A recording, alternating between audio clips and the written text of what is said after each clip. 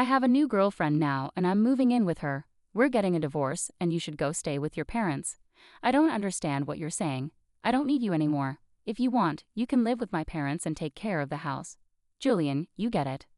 My in-laws and my husband laugh at me. They're terrible people. But for me, this is better, so all of you need to leave. My name is Julianne, and I'm 35 years old. I work in an office. I've spent my whole life working. After college, I started working for a big company. For 13 years, I worked hard and earned promotions. Now I'm a department manager at a young age. I have a great boss and a team of talented coworkers. Work is fulfilling, but my personal life hasn't been. I had a boyfriend in college, but none since I started working. Worried about me, a friend hosted a dinner party where I met Jake. He was kind, had a nice smile, and we had a lot in common. We became friends, exchanged numbers, and started going out to eat together. Eventually, he told me he liked me, and we started dating. We got along great. He proposed, and we got married. I was overjoyed to marry the man I loved deeply. Soon after, I visited his parents' home to meet them. They were very kind and warmly welcomed me. Julian, it's wonderful to meet you.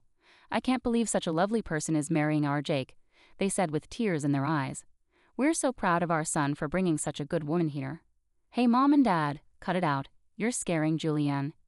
Oh dear, if you really feel that way, you can say so. It's just a compliment, so don't worry. His parents were very friendly and easy to talk to, much like him. Julianne works for a big company, right? Yes, she does. It's impressive to see a woman who works hard. Will you stop working after you're married? No, I plan to keep working. Well, having a stable job at a good company is a good thing. I felt relieved. Some of my friends had mothers-in-law who urged them to quit their jobs, saying it was a wife's duty to support her husband, so I was grateful. I thought to myself that my future mother-in-law was understanding and kind. After we greeted my parents, we got married. I was filled with excitement about our new life together. My husband moved into my house, and we started our life as newlyweds. I was thrilled to spend all my time with him at home and to have him there when I returned from work. 8 months later, my husband brought up something he wanted to talk about. I'd like us to live with my parents if you're okay with it. What do you mean, live with them? Yes, they're getting older and I'm worried about them. I understand. My parents are around the same age, but my brother and his wife are living with them now, so they're taken care of. But since you're an only child, it makes sense that you're concerned about your parents. Are we moving in with them? Yes, that's the idea. But I'm not sure if there's a spare room available. They use every room for one reason or another. Actually, if you're okay with it, I think it would be a good idea to renovate my parents' house and turn it into a duplex. A duplex? Yeah, that could be a lot more affordable than buying a new house. We get to live in a nice, spacious home and still have our own privacy, right? I think so too. It sounds like a great idea. My in-laws are nice people and living in separate units would make things less stressful. Great, I'm glad you're on board. My parents will be thrilled.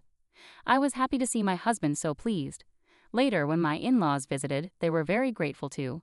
They were such a kind and cheerful family that I didn't mind the idea of living close to them. Soon after our discussion about renovating their house, my husband surprised me with a remark. Actually, I need to ask you a favor. Could you pay for the remodeling? You mean, cover the entire cost? Yes. Why? My husband seemed uneasy. The truth is, we're in debt. I was shocked. Neither my husband nor his parents had ever mentioned this before, not when we were dating or even after we got married. How much debt are we talking about? About $250,000. What? I thought it might be a few tens of thousands, but that's a lot more than I expected, I exclaimed. It must have started small and just kept growing. Even if I wanted to help pay it off, it sounds impossible. My parents are already living on a pension, and the debt keeps piling up. I see. I couldn't hide my surprise and dismay at this sudden revelation. Julian, I need your help. Will you assist me in paying off my father and father-in-law's debt? They're struggling financially and my own income isn't substantial either. Doesn't that make it difficult for us to renovate the house and live together as planned? No, that's still important to us. You've asked me to cover the remodeling costs and my father's debt, which amounts to $250,000. I understand. These are tough decisions, but I want to build a life with you, Julianne, and I want to support my parents. I love both of them, and I love you. I hate to ask this, but if you truly love me, please help me out. I promise to repay you gradually. I was deeply upset. My husband and his parents had no one else to turn to but me. I knew my husband loved me sincerely, but I felt blindsided by this revelation. Love can sometimes make us overlook such challenges, I thought to myself. All right, I'll take care of it, I reluctantly agreed. After my husband expressed his gratitude and shook my hand, he shared the news with my in-laws, who later came to our house to apologize. My mother-in-law was so moved that she even shed tears of joy. I have to give this my all, I resolved. Taking on my in-laws' debt was now my responsibility, and I was determined to handle it. Though I had some savings, I was apprehensive about paying it all at once. Therefore, I decided to use $60,000 from my savings and pay the rest in installments.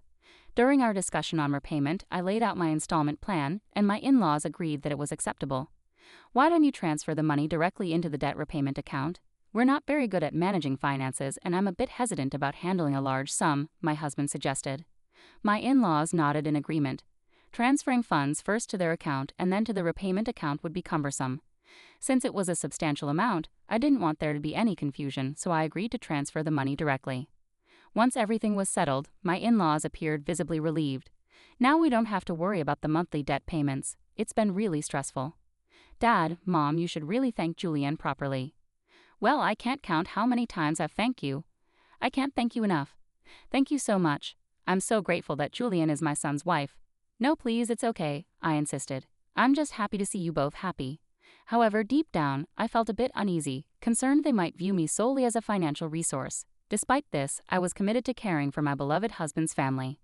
With their happiness in mind, I began making the payments, and we renovated our house into a two-family home. We started living together in a beautiful and spacious house. My in-laws were thrilled, and my husband's eyes sparkled with joy in our new home.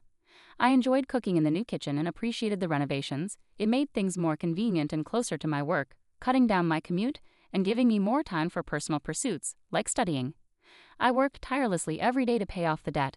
However, something troubled me deeply. My husband didn't contribute anything towards paying off his parents' debt. Despite his initial promise to help, he never used any of his own earnings for this purpose. When I asked him about it, he claimed his salary wasn't sufficient. I requested to see his pay stubs, but he refused, leaving me in the dark about his income. For about a year, I diligently worked to reduce the debt. One day, my in-laws inquired about the remaining balance. If it's been a year, you must have made a dent in the debt, right? We've managed to pay off about $60,000 this year, so there's still roughly $180,000 left, I explained. My in-laws were astonished. What? You've already paid off that much, Julian? That's incredible. At this rate, you'll clear the debt in about 5 years. I'm determined to keep working hard until it's paid off, I assured them. Thank you so much, my husband's parents said, crying tears of joy. Seeing them so happy made all the hard work worth it. A few days later, I faced a surprise. I had to work extra hours, so I told my husband I would be home late.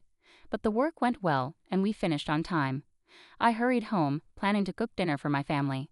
When I opened the door, I saw my in-laws' shoes. Oh, my in-laws are here, I thought. I walked towards the living room and overheard my in-laws and husband talking. You were smart to marry her, Jake. You did well. I can't believe she's so wealthy.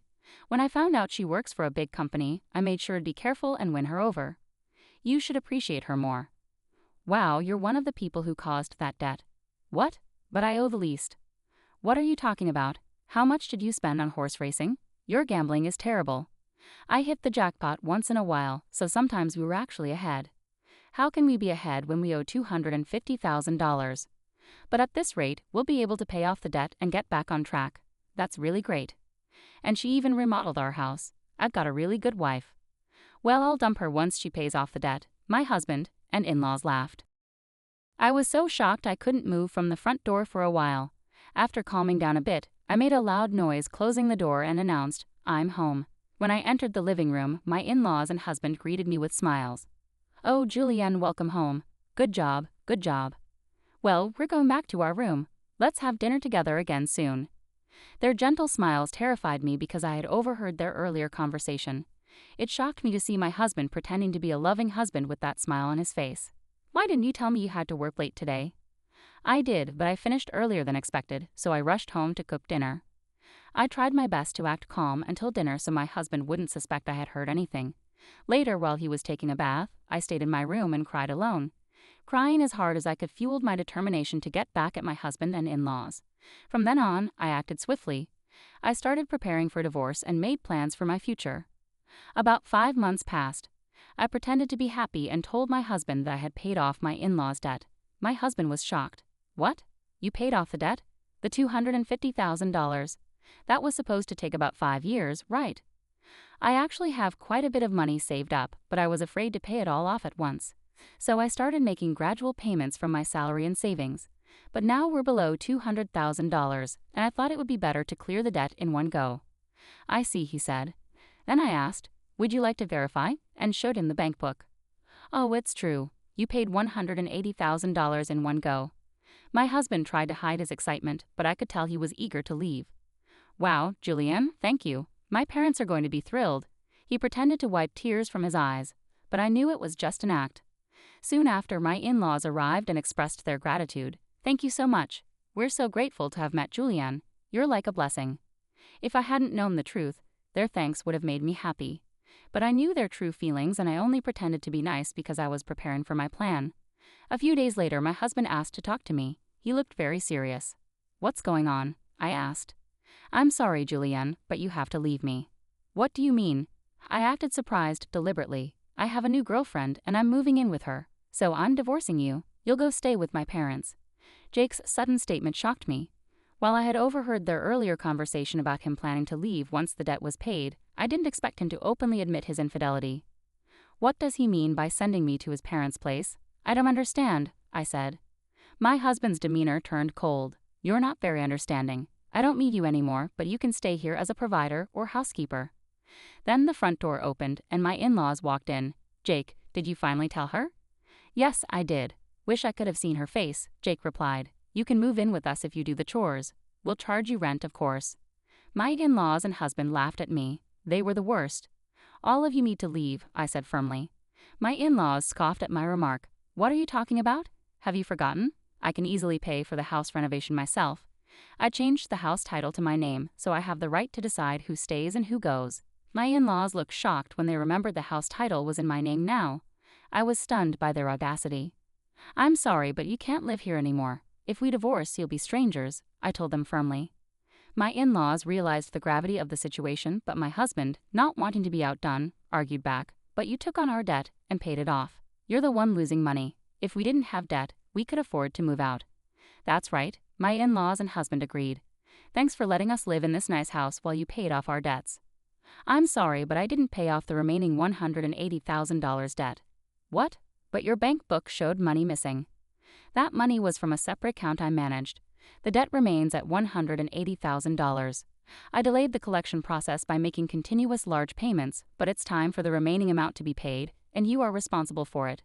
My husband and in-laws were stunned. Then I confronted them further. Jake, you admitted to cheating, so you'll need to pay. I'll also seek compensation from your partner for the affair.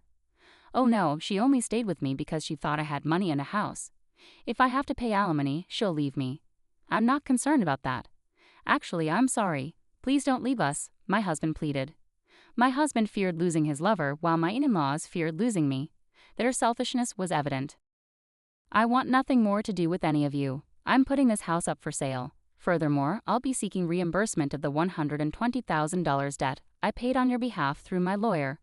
My in-laws stood frozen, realizing the severity of their situation. I then pursued divorce and alimony from my husband through legal channels.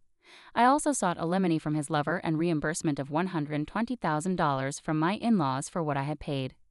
Actually, the renovated house sold for about $400,000 in a prime location, and it was bought by a family looking for a duplex. After paying off the $120,000 debt and spending $200,000 on renovations, I ended up making a profit of $80,000 from the sale. In addition to that, I received alimony from my ex-husband and his affair partner, significantly improving my financial situation. On top of all that, I also received a $120,000 payment from my ex-parents-in-law. Ultimately, I benefited the most from this whole ordeal. I believe this outcome is fair given the significant damage and distrust I experienced. Initially, I had savings from learning how to invest, with the aim of paying off my in-laws' debts quickly. With a solid financial base, I invested tens of thousands of dollars, and my assets grew substantially within a year. Alongside this, I received a raise at work, boosting my income. These financial preparations allowed me to take decisive actions. Unfortunately, my former in-laws ended up in debt again and lost their house, but they brought it upon themselves through their deception. Those who deceive others must face the consequences. This experience has taught me the importance of caution and better judgment in trusting people.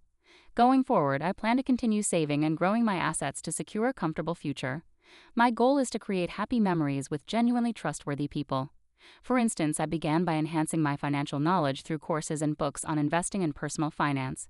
This foundation enabled me to make well-informed decisions about where to invest my money. As time passed, I diversified my investments across various asset classes such as stocks, bonds, and real estate. This approach helped me steadily and securely increase my wealth. Additionally, I seized opportunities to advance in my career. I pursued additional training and certifications relevant to my profession. These efforts paid off when I achieved a significant promotion and salary increase. The higher income allowed me to save more and adopt a more aggressive investment strategy. Throughout this journey, I maintained focus on my long-term objectives. I aimed to secure a comfortable retirement and ensure financial stability for my later years. I also wanted to be able to assist my loved ones if they ever needed financial support. This vision served as my motivation and kept me disciplined in pursuing my financial goals. Eventually, my hard work paid off. I bought a beautiful home in a wonderful neighborhood and traveled to places I had always dreamed of visiting. More importantly, I cultivated strong relationships with friends and family who genuinely cared about me. These connections brought me immense happiness and satisfaction. Reflecting on my past, I realized that the challenges I faced with my ex-husband and in-laws taught me invaluable lessons. They pushed me to become more independent and knowledgeable about finances. They also underscored the importance of surrounding myself with trustworthy and supportive individuals. In conclusion, I turned a tough situation into an opportunity for personal growth by focusing on my financial well-being and personal development. I created a brighter future for myself. I hope sharing my story inspires others to take charge of their lives and pursue positive changes.